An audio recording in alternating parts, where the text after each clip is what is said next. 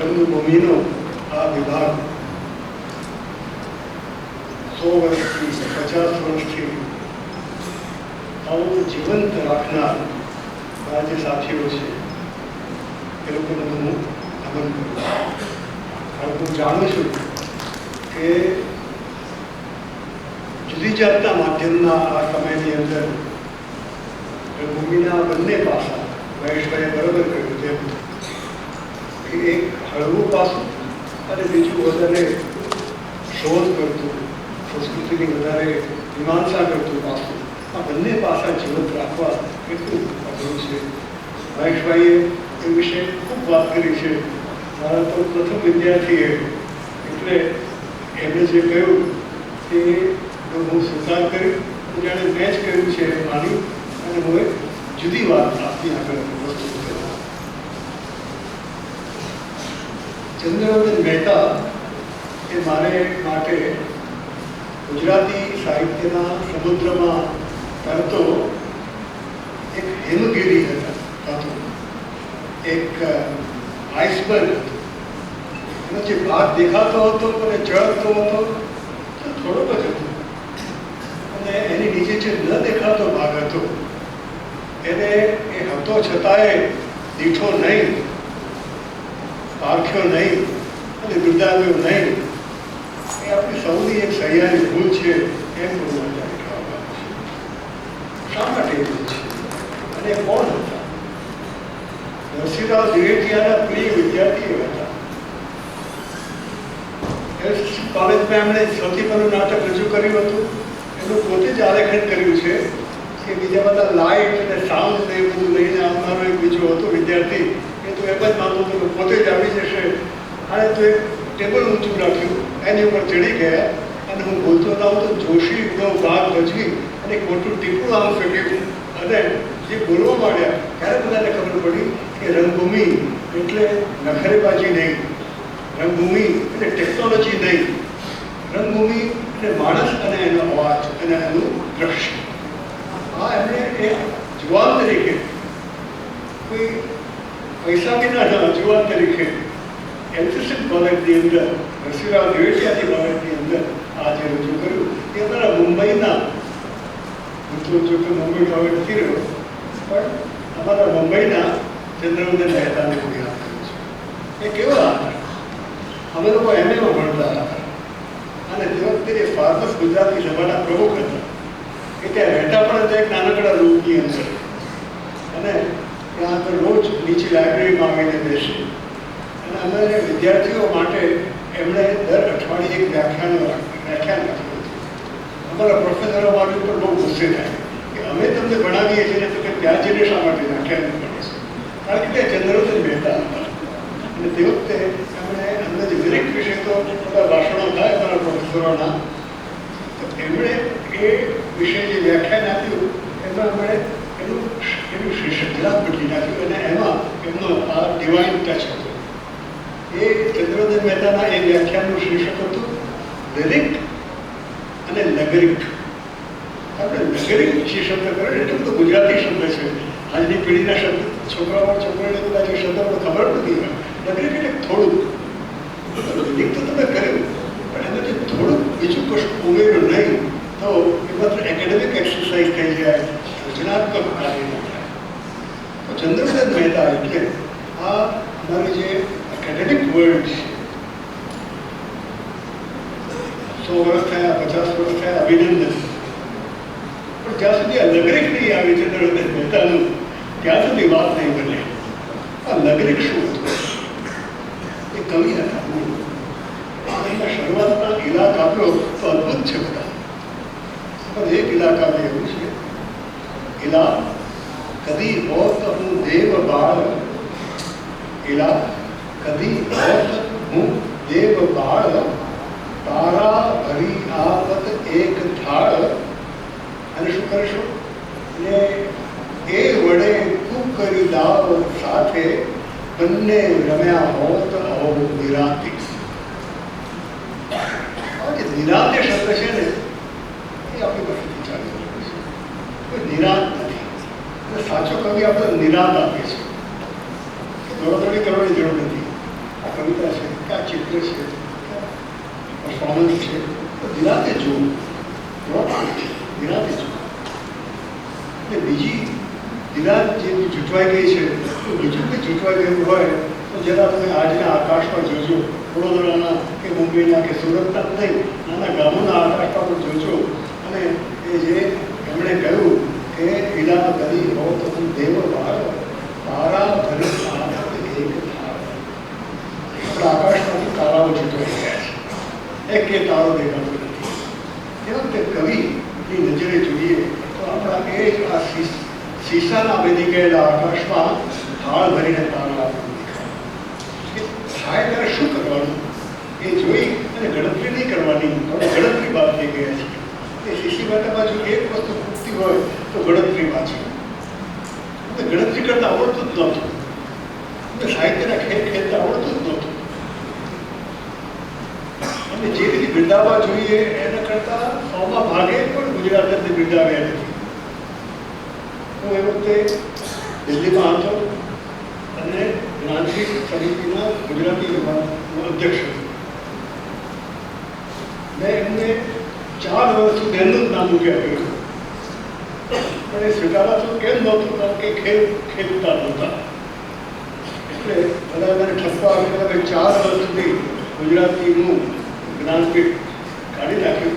એટલે કે એની ઉપાય કરીશ પછીથી, પણ આ 4 વર્ષ જે તમે આપ્યું ને ભારતે, એની નોંધ ઇતિહાસ લઈશ. ચંદ્રગુપ્ત મહેતાની અંદર રમતિયાળપણું હતું કે તારા આકાશના થાળ બનીને આવે ને પછી શું કર્યું એ વડે કુકરી દાવ રમવાનું બેન સાથે, ઈલા સાથે. હવે તો એ તારકના લોકમાં પહોંચી ગયા છે. એ વખતની ઈલાઓ હતી, એકથી વધારે સમવયસ્ક બહેનો ઈલા થવા માટે સ્પર્ધા કરતી હતી અને એકબીજાને કહે કે ના હું જ ઈલા છું, હું જ ઈલા છું, હું કોઈની બહેન છું. આવી જાતનું એમનું વ્યક્તિત્વ હતું. ચંદ્રગુપ્ત મહેતાને હું એક બીજું પણ પાસું હતું. એ ગ્લોબલ હતા, વૈશ્વિક નહોતા. એમની શક્તિ પણ છે અને એમની મર્યાદા પણ છે. એમની ગ્લોબાલિટી હતી. મહેશભાઈ હમણાં જ કહ્યું તેમ કે વર્લ્ડ થિયેટર ડેનો વિચાર એમને આવ્યો હતો અને એ મોટી મોટી જ્યુરીના સભ્ય હતા. પેરિસમાં, ન્યુયોર્કમાં બધે. હું તો એનો સાક્ષી પણ છું. એમને જોયા છે કામ કરતા. મોટા મોટા થિયેટર જીનિયસની સાથે એ બેસતા હતા. બીજા કોઈની આખા ભારતમાંથી બીજા કોઈની એ બેસતા હતા. કર્નાડ પણ હતા તે વખતે, બહાદુર સરદાર પણ હતા તે વખતે. પણ એક ગુજરાતી ચંદ્રગુપ્ત મહેતા શા માટે બેસતા હતા? એમની પાસે પેલું લગરીક હતું. એમની પાસે આજે બીજી ક્રીડા હતી, પ્લે હતી. એટલે એક ગ્લોબાલિટી એમની પાસે હતી. એમનું પેલું કાવ્ય તો આપણે જોયું કે ઈલા કાવ્ય, પણ એમણે ઉત્તરાવસ્થામાં એક કાવ્ય લખ્યું છે ને, તો લાભશંકરને હું પણ સાંભળતા રહી ગયા. એવું સરસ કાવ્ય લખ્યું છે અને ન્યુયોર્ક ઉપર છે. ન્યુયોર્ક એમની જે કવિતા છે, ન્યુયોર્કની અંદર જે બધું ખાણી પીણી ચાલે એનો એમણે જે ઉત્સવ કર્યો છે એ એમની પોસ્ટ મોડર્નિટી છે.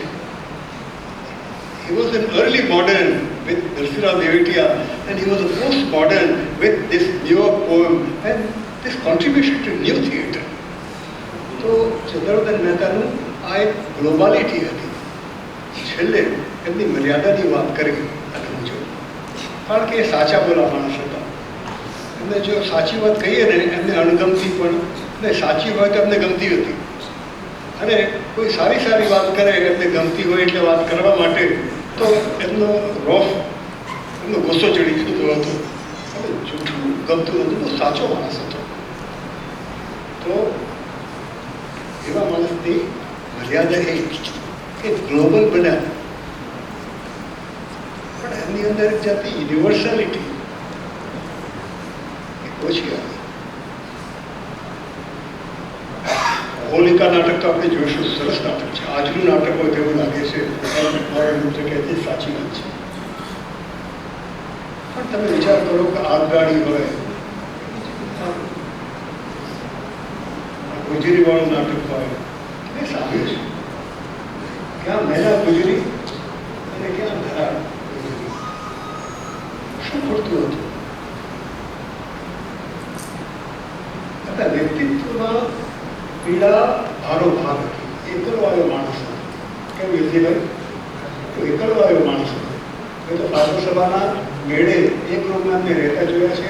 અને MS યુનિવર્સિટીએ જેમને મોટું અપાર્ટમેન્ટ આપવું જોઈએ તેમને હોસ્ટેલની ઉપર એક રૂમ નાનકડો આપ્યો હતો, એ પણ મેં જોયું છે. શા માટે આપ્યું છે?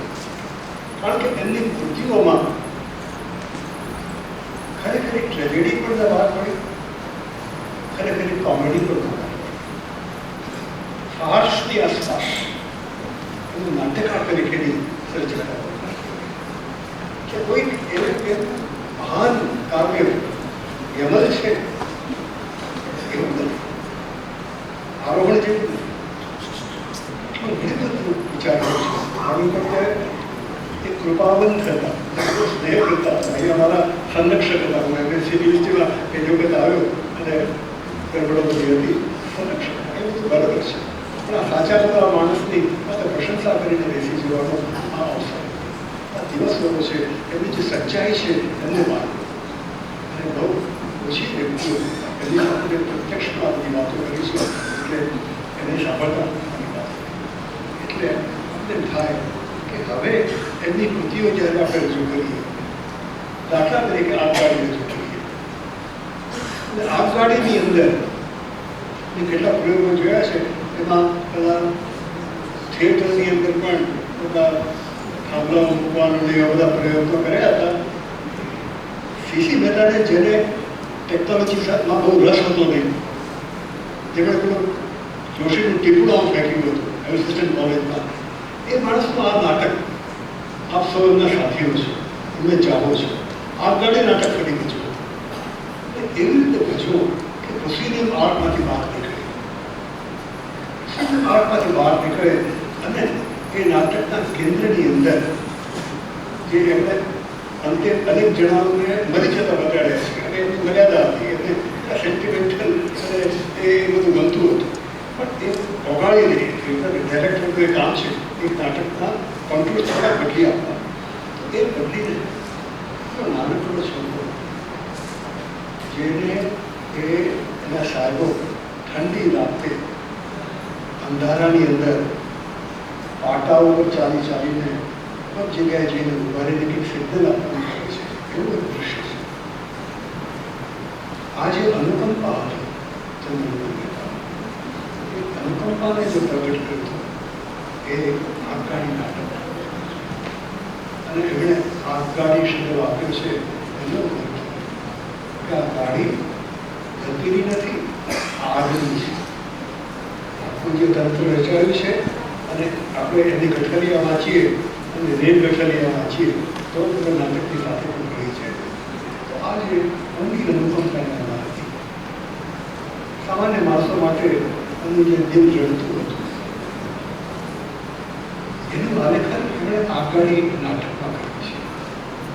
અને એ નાટક આ રીતે આગનું નાટક, ગાડીનું નાટક દેવું, રેલવે તંત્રનું નાટક રજૂ કરવાનો બહુ છોડ્યું અને મનુષ્યની જે વેદનાઓ અંદર મૂકી છે, અનેક મનુષ્યની વેદનાઓ મૂકી છે. ખરેખર તો આજે આઈસબર્ગ હતું ગુજરાતી સાહિત્ય, એને આ ચકમકતું તમે જ કહ્યું કે એ જે એનું પાસું હતું. અને એના 75માં વર્ષગાંઠે ઉમાશંકરે આ કાવ્ય, ઉમાશંકર તો મહાન હતા, જે કોઈ ના હતી, પણ આવું કાવ્ય ચંદ્રવદન એક ચીજ આજે પહોંચ્યું એમાં નાટક હતા. આજે એ માટે પણ ચંદ્રવદનની ક્ષમા યાચના કરી અને મૌખિક આઈસ્તર એ ચીજ નહોતી કરી. એના જેટલો અનુકંપાશીલ અને જરા આંખમાંથી આંસુ ન પાડીને પણ વેદના વ્યક્ત કરી શકનારો એવું જે કવિ હતો, એ કવિને, એ નાટ્યકારને, એ અનુકંપાશીલ માનવને આપણે વંદન કર્યું.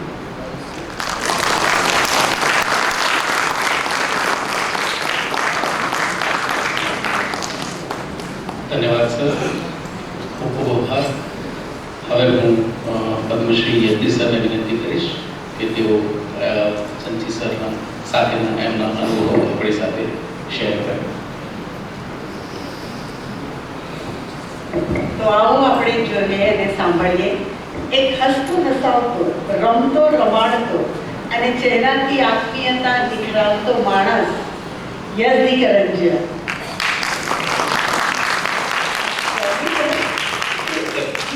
છોકરી તોથી તમને ફ્લાઇંગ કિસ આપે જોડી. હું એના પર બહુ ગુસ્સે છું. અરે ફ્લાઇંગ કિસ આપે જ આવડી ફ્લાઇંગ કિસ આપે જ તો બી તમે ગુસ્સે છો. ફ્લાઇંગ કિસ આપે તો શું થયું? હું એના પર બહુ જ ગુસ્સે છું. પણ કેમ? હું કેટલો દૂર છું કે ફ્લાઇંગ કિસ આપ્યા કરે છે.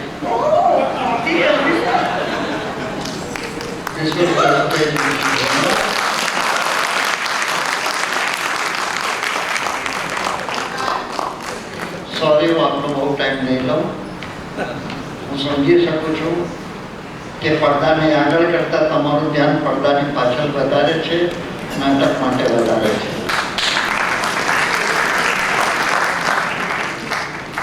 મંચ પર બિરાજેલા વહાલા મહાનુભાવો, હું આપ સૌને નતમસ્તક વંદન કરું છું અને પ્રેક્ષક ગૃહમાં બિરાજેલા માનનીય મહેમાનો, આપને પણ હું એટલા જ વંદન કરું છું કારણ કે આજે આટલું થોડું અમને આવતા મોડું થયું, છતાં આપણે બહુ ધૈર્યપૂર્વક બેસીને અત્યારે અમારી બકબક સમજો છો નાટક શરૂ થતા પહેલા, એ માટે પણ હું હૃદયપૂર્વક આપનો આભાર માનું છું.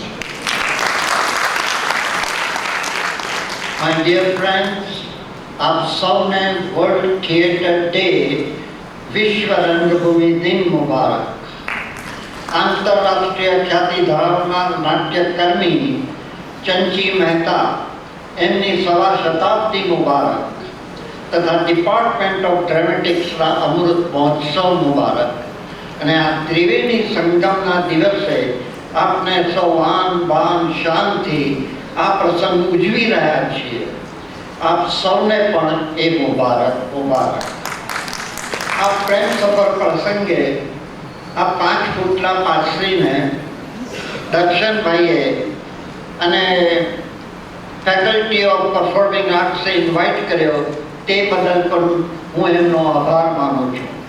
एक बात चौकस याद रखो कि इंटेंशन कितना भी अच्छा हो, लोग तो प्रेजेंटेशन देखते हैं, और प्रेजेंटेशन कितना भी अच्छा हो, भगवान तो इंटेंशन देखता है.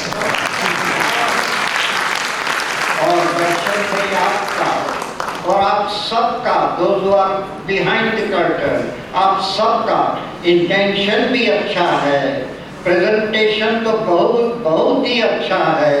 इसीलिए हम सब मिलके आपको सलाम सलाम सलाम करते हैं. वडोदरा तो मारू बीजू घर है, कोई गैर समझ ना उभी करता.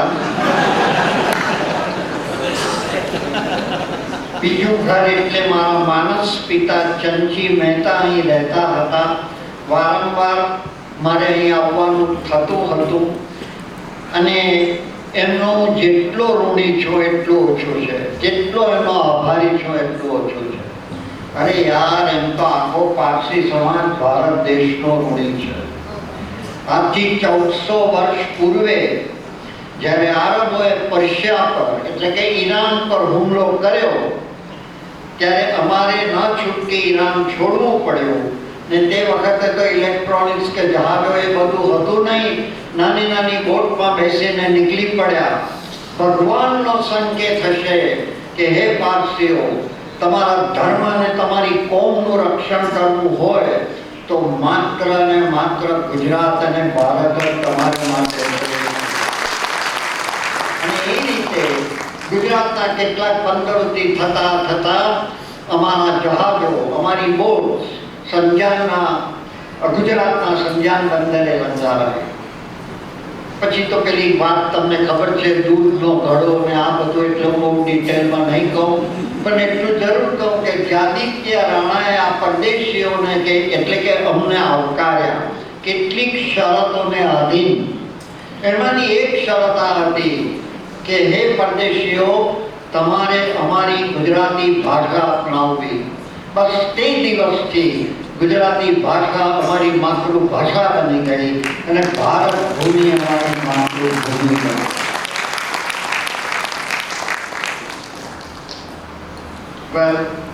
વલસાડ મારી જન્મભૂમિ, સુરત મારી કર્મભૂમિ, આખું વિશ્વ મારી રંગભૂમિ. દર્શનભાઈએ મને કહ્યું કે યશદીભાઈ, ભાભીને જરૂર લાવજો. કોની ભાભી તેનો ઉલ્લેખ જ નહીં કર્યો, પણ મારામાં થોડી બુદ્ધિ ખરી. ચંચી મહેતાનો શિષ્ય એટલે મેં મારા ભાઈની ભાભીને પૂછી જોયું કે તમે આવશો? તે મને કે ના, તમે જાઓ ને બહુ બકબક નહીં કરતા, તમારી સાઈઝ જેટલું જ બોલજો. એટલે મેં નક્કી કર્યું છે કે મારી પત્નીનું માનીને હું મારી સાઈઝ જેટલું જ બોલીશ. બહુ બકબક કરવાના ગેરફાયદા હું જાણું છું. હું એક સજ્જન માણસ છું અને જીવ દયામાં માનું છું. બકબકના ગેરફાયદા વધારે પણ જાણું છું. એક દિવસ વગર કારણે હું ને મારા પત્ની મુંબઈ ગયેલા, કોઈ પણ કારણ વગર. સાંજે ચોપાટી પર ફરવા ગયા. આપણે તો ભેલપુરી ખાઈને રેતીમાં બેસી ગયા. મારા પત્નીએ કહ્યું જરા દરિયામાં સ્વિમિંગ કરી આવું. મેં કહ્યું જાઓ પણ પાછા આવજો. એ તો ગઈ સ્વિમિંગ કરવા, થોડી વારમાં જ પાછી આવી ગઈ. બાપરે બાપ, બહુ મોજા છે, બહુ તરંગ છે, બહુ હવા છે. હું તો ડૂબતી બચી ગઈ, પણ મારો સોનાનો નેકલેસ ડૂબી ગયો. मैं को कई भी डार्लिंग मैंने दया खाती कि कीमती ने भारी चीज डूबी जाए, हल्की ने नकामी चीज तारी ने बहार आई. છે રાત્રે મને જમવાનું નહીં મળે. આજે મેં વાત કરીને સાહેબો તે બધી બકવાસ છે, કારણ કે તમારા મીઠા ચહેરા મને હસતા જોવા ગમે છે એટલે આ બકવાસ કર્યો.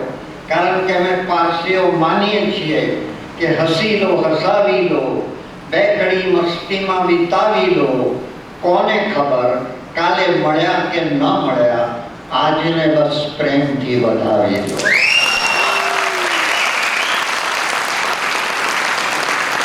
તમને થતું હશે કે આ તમારી બધી પગ ચંચી મહેતા ક્યાં આવ્યા?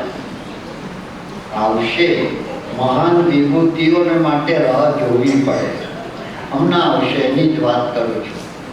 હું નાનો હતો પણ મોટો થયો ને ત્યારે પિતાજી જે ક્લાસીસ ચલાવતા તેમાં મને ભાગ લેવાનો બહુ મન થતું. ઘણી વાર પેલું રિહર્સલ તો ઘરમાં જ ચાલે, અસલ કઈ બધા થિયેટર્સ ને રિહર્સલ એવું બધું કઈ નહીં. No light effects, no sound effects, no setting, nothing doing. તમારામાં જેટલી તાકાત હોય અભિનયની તેટલી બસ ખાલી અભિનયથી દર્શાવવાની, બીજું કાંઈ તમને મળે નહીં, કોઈ ફેસિલિટી બીજી નહીં. એ જમાનો હતો જેને આપણે જૂની રંગભૂમિ પણ કહેતા હતા.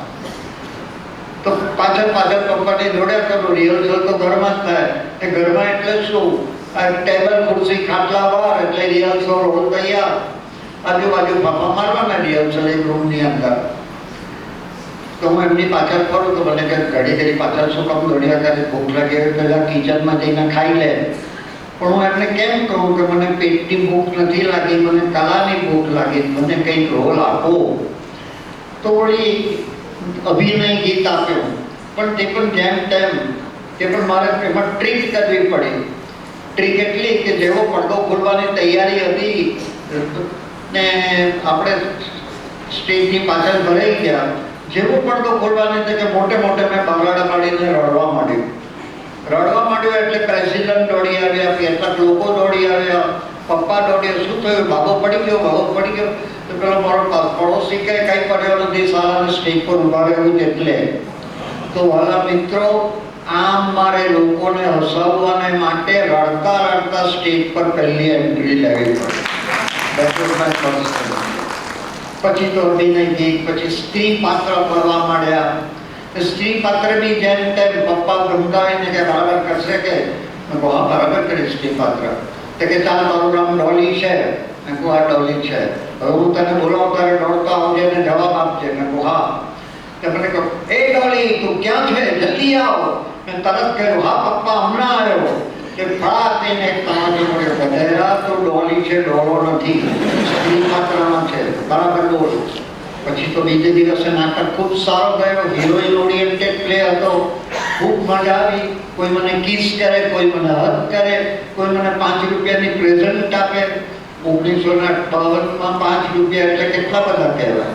એ 5 રૂપિયા તો આપણે તો ખુશ થઈ ગયા કે હવે તો દિલીપ કુમાર ને રાજ કપૂર પછી આપણો ટર્ન છે. પછી હું કપડા બદલવા ગયો કે ગઈ, એટલામાં એક પ્રતિભાશાળી લેડી આવીને મને કે દીકરા તે મને આજે બહુ હસાવી. I really enjoyed your play.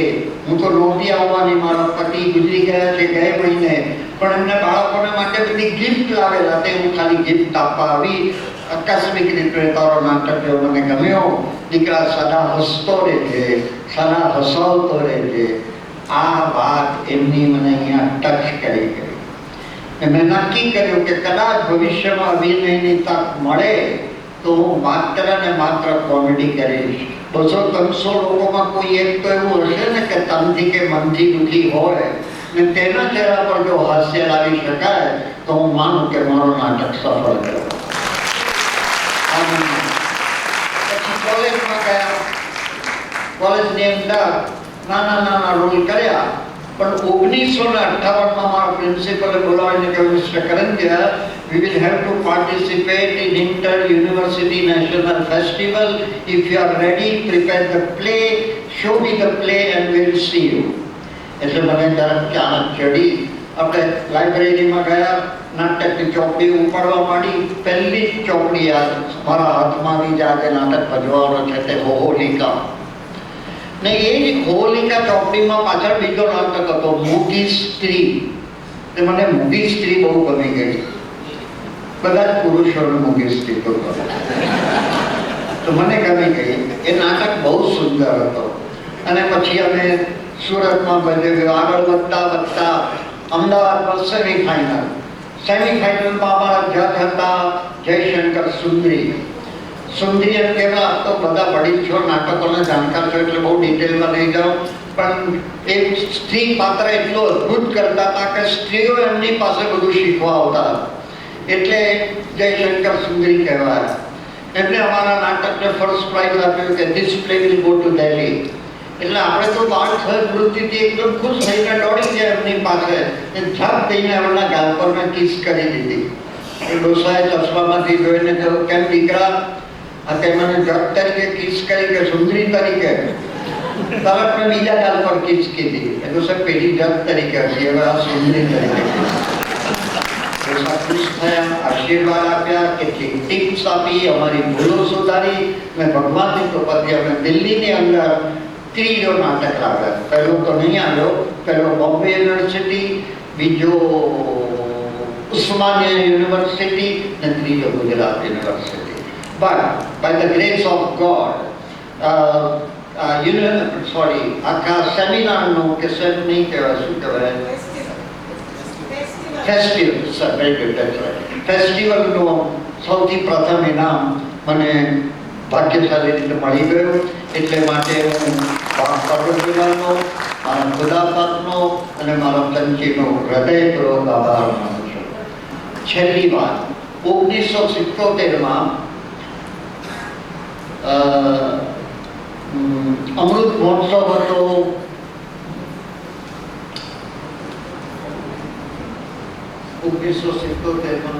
જ્યોતિર્લિંગ દવેનો અમૃત મહોત્સવ ને એમાં ચંચી પધારેલા. ચંચીને પ્રત્યક્ષ જોવાના ત્યારે મને મળ્યો, તક મળી. ચંચી પધારેલા, અમને દરેકને 10-10 મિનિટની 15 મિનિટની સ્કીટ આપેલી. મારા નસીબે જ્યોતિન્દ્ર દવેની સ્કીટ સમ્રાટ અશોક પારસી હતો તે આવી. એટલે આપણે ખુશ થઈ ગયા ભજવવાને માટે. રિહર્સલ બધું કર્યું બરાબર, હોલ પર પહોંચી ગયા. તે વખતે સુરત પર ઉપર હતું. તૈયાર થવા માંડ્યા ત્યાં ડ્રેસની પેટી ત્યાં ડ્રેસવાળા લઈને આવે. ત્યાં ડ્રેસવાળા ડ્રેસની પેટી લાવ્યા. મારી પત્ની મહારાણી બનેલી, એ તો થઈ જ ગઈ મહારાણી જેવી જ હતી, તૈયાર થઈ ગઈ. મારા સૌથી વાલા ભાઈ જે નથી આ દુનિયામાં, એ પ્રતિહારી બનેલા ને હું સમ્રાટ અશોક બનેલો. બધા ડ્રેસ પહેરી લીધો. મેં પણ પાઘડી બાગડી આ બધું અત્યારે પહેરી લીધું. સરળ નહીં જ નહીં.